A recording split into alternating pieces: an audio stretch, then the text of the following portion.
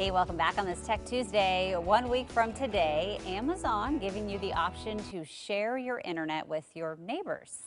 Plus, if you are an avid user of Google Photos, we've got a warning for you this morning. Joining us live to break down all the tech headlines you need to know is our expert, Greg Nibler. Good morning, Greg.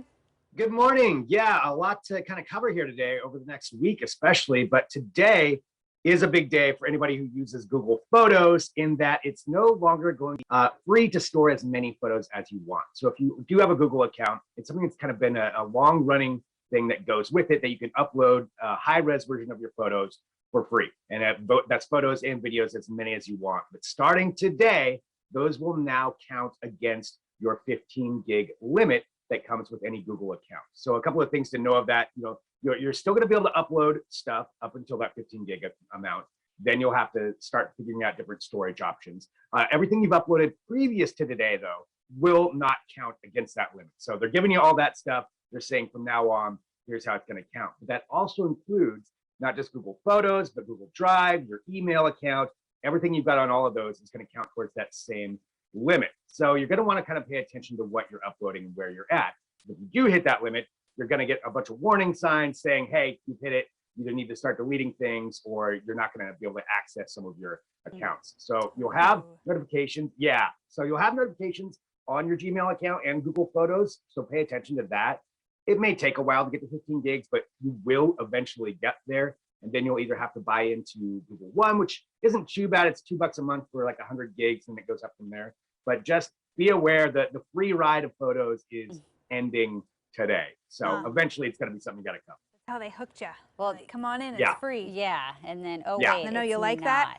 Pay us. It reminds me of having an old iPhone and like only having 15 gigabytes and then having to delete apps constantly.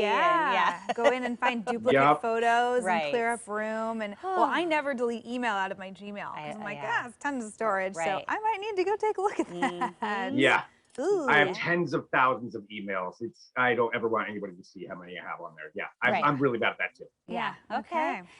So this is an interesting thing. Amazon SIDEWALK is going live June 8th. So what does all this mean? Because apparently it means sharing your internet with neighbors. Yeah, and I think over this next week you're going to see a lot of people realizing what's going on here. So Amazon SIDEWALK, something they announced last year, and the idea is this: to create a mesh internet network with your neighbors and people around you utilizing Amazon devices. So that includes like Echo devices or your Amazon Home Assistants or Ring security cameras. All of that stuff is now going to be able to communicate with other people's devices. So say you've got your, I guess, let's talk about what the idea is, where they're saying, I guess where the good thing is, according to Amazon, is say you've got like a home security camera that's on the edge of your property that barely reaches your Wi-Fi. Now it would be able to tap into your neighbor's Wi-Fi to stay connected. They share it just by little tiny amounts that go from device to device, and then thereby making sure that you can stay online even if, say, your internet goes out for some reason. So that's part of this is part of why they're saying it's a good thing. Another thing is saying, like, say, Tile devices. So Tile, which is used to, for your keys or wallet or whatever to find something lost. Now, say you're several blocks away and you dropped it, it would be able to tap into whoever's network is nearby, if it's another Amazon device, and be able to locate it easier. Okay.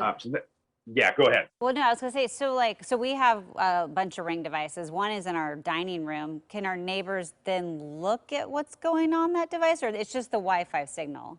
And that's a great question that people are trying to figure out. So no, it's not going to be sharing that kind of info. It's only a low level like Bluetooth and Wi-Fi connection that just says, hey, you can hop onto it here. Nobody is supposed to be getting any personal information. It's all encrypted. It's not going to be something where you can see even what other devices are connected to yours. So you wouldn't even know if your neighbor's device, and nor would they know if they're connected to yours. So that's supposed to be all under the radar. You don't see it. Amazon isn't supposed to know really about it, any personal information. But that's the security concern that everybody's going to have, is how much information is being shared. And according to them, not a lot, but here's I guess the other thing too. The key thing here is if you want to not be a part of it, you have to opt out. Your devices are automatically going to opt in on June 8th, whether you want them to or not. So you have to go in and rechange your settings, which you can do. I need to go have a little chat with my Alexa. Right. Yeah. I don't need Yeah. Betty next door knowing if I'm going for another rosé or Right. something. Tapping into any of those cameras. You never know. You never know. I think it's just, I don't know, the more potential ways someone could get into your digital stuff seems, Yeah. you wouldn't want to do that. But okay. Well, Definitely. hey, this was a cool story that you found. Some new ways that tech is helping musicians.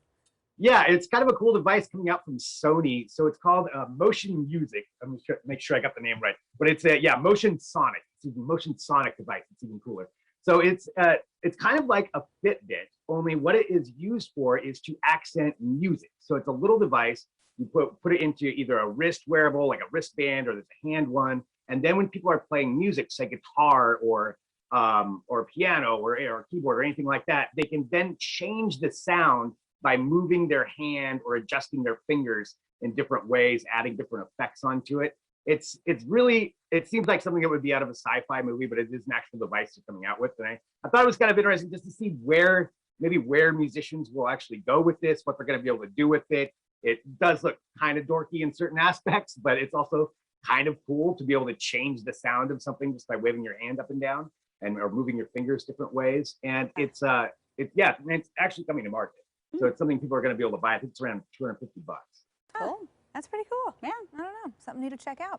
Well, Greg, thanks as always for your tech wisdom. Always fun to see what you find. Yep, sounds great. Talk to you next week. See ya.